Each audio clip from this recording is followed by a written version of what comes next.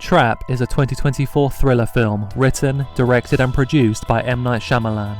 It stars Josh Hartnett, Ariel Donahue and Saleka Shyamalan.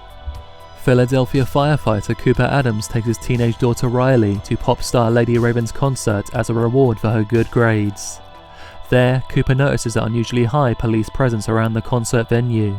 He learns from a vendor named Jamie that the FBI plans to catch a serial killer known as the Butcher, having learned that he will be in attendance. Cooper is then revealed to be the Butcher himself.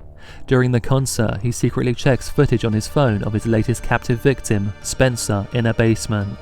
He steals Jamie's ID card and learns the passphrase that will identify him as an employee.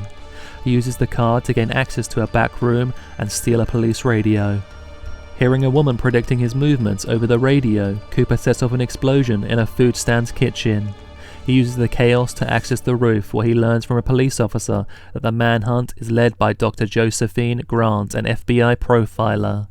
Confused by Cooper's behaviour, Riley asks him to stay with her. She talks about being chosen as Lady Raven's dreamer girl.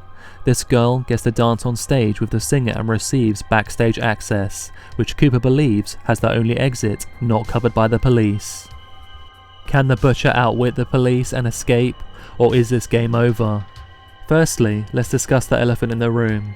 I don't honestly know if I'm alone in this, but I do feel that it is relevant to highlight the nepotism on display in this movie, as it plays a major role overall.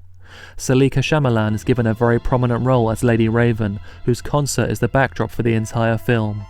I didn't mind this at all, it makes sense, and honestly, it is M. Night's movie, and if I had the power, I'd probably do the same thing. Additionally, Saleka actually seems pretty talented for the role of Lady Raven. However, as the film progresses, she becomes more involved and unfortunately is just not an experienced enough actor to pull off what she is asked.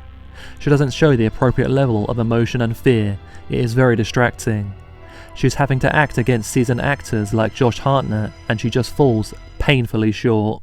Fortunately, everyone else does a great job in the acting department, so it's not a total loss. Josh Hartnett does an awesome job with the layers of emotion he's going through, and his face does all the talking. He plays the psychology of the killer to perfection, and the two sides are clearly defined. Later on in the film, Alison Pill as Rachel does a great job of showing what Saleka Shyamalan was missing and the correct level of terror when being in Cooper's presence. I do want to clarify again that I did mostly enjoy what Saleka brought to the table. There is one scene where Lady Raven has to go live to get help from her fans. I thought that was very refreshing and realistic, as often modern movies still try to ignore technology.